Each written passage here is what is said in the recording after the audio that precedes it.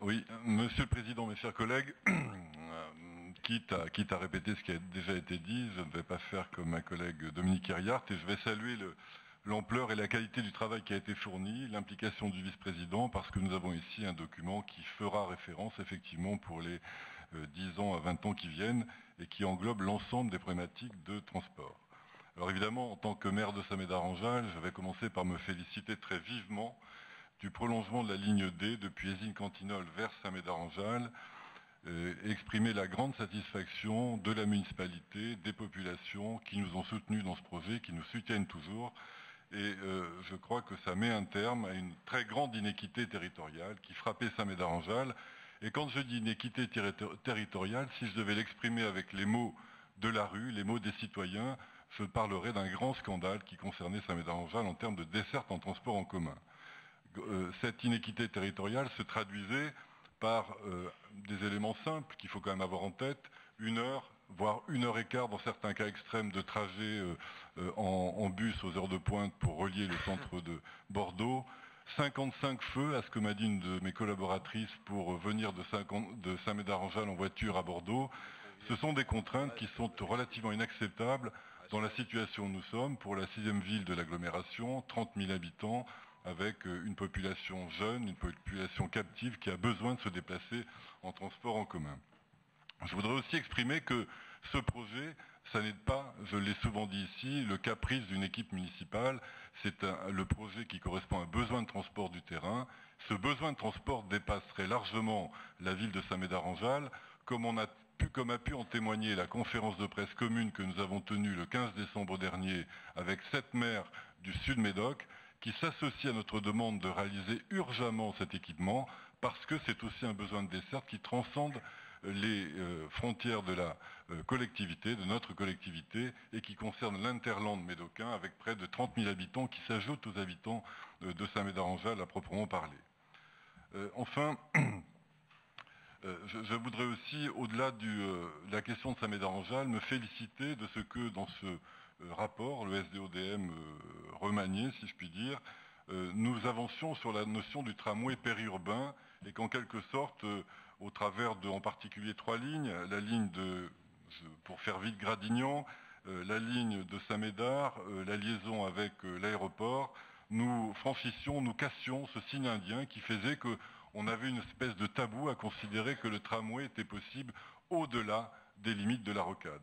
Il est évidemment possible, dans beaucoup d'autres pays dans le monde, des pays très en avance en matière de transport en commun, comme la Suisse, comme l'Allemagne, et depuis quelque temps dans des zones comme par exemple Lyon, eh bien, ce sont des notions qui sont avancées. Il suffit d'adapter, comme nous avons pu le voir lors de notre déplacement à Besançon, il suffit d'adapter les conditions de réalisation du tramway à des liaisons qui ne nécessitent pas des arrêts tous les 500 mètres.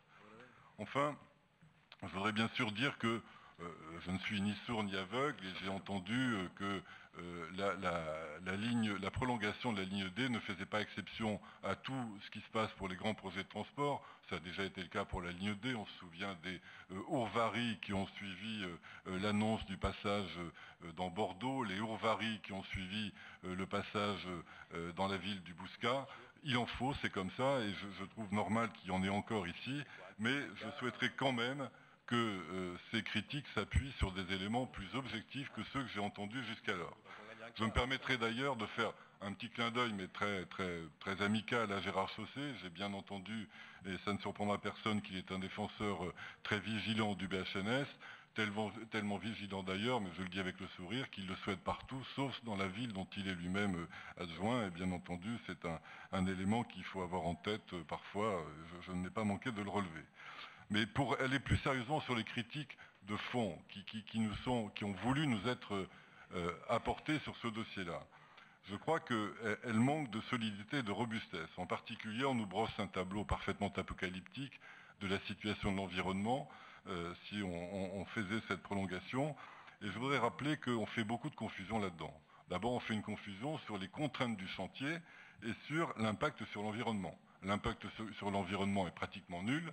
Les contraintes du chantier existeront comme elles ont existé ailleurs. Je voudrais rappeler à cet égard que nous allons voter aujourd'hui même, dans une délibération qui va suivre, sur la ZAC de Carès-Cantinol la construction de 750 logements sur une zone qui est exactement dans la même situation de proximité vis-à-vis des sources et vis-à-vis de la zone Natura 2000 que l'est le tracé que nous allons approuver au travers de la prolongation de la ligne D. Exactement la même notion de proximité. Et pourtant, bien entendu, ce projet ne suscite pas l'indignation des mêmes groupes de pression que précédemment, qui ici n'ont rien eu à trouver contre, alors que 750 logements en termes de fondation, évidemment, c'est un petit peu plus compliqué que passer sur une ligne de ballast déjà existante.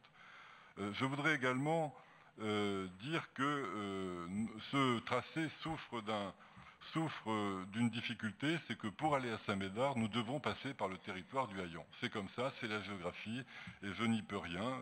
C'est pas moi qui ai dessiné les contours, c'est venu bien avant nous. C'est comme ça. Et pour passer au travers, pour aboutir à Saint-Médard-en-Jalles, et donc mettre un terme à cette inéquité que je dénonçais, eh bien, il faut trouver des systèmes qui soient performants. Et je crois qu'à ce moment-là, d'abord, j'ai trouvé que l'intervention de mon collègue était un peu faite avec le casque à pointe. Je crois qu'on peut faire autre chose qu'avoir ce type de rapport entre nous. On peut être plus, plus bienveillant, hein, et nous devons aussi partager des actions communes. Nous sommes ouverts à toutes les solutions, mais si la solution qui nous est proposée, c'est de mettre Saint-Médard-en-Jalles à 1h05 en tramway, du centre de l'agglomération, c'est-à-dire exactement le temps que nous dénonçons aujourd'hui, et de faire dépenser 100 à 20 à 150 millions contre 40 à 60 pour notre projet, ça n'est évidemment pas une solution.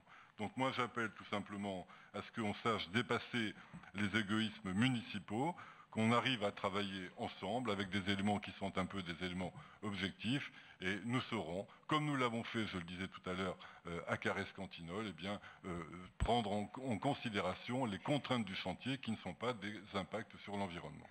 Voilà, mes chers collègues, ce que j'avais à dire, en revenant sur l'élément central, la satisfaction de la ville de Saint-Médard-en-Jalles pour remédier à ce qui était une absolue inéquité territoriale.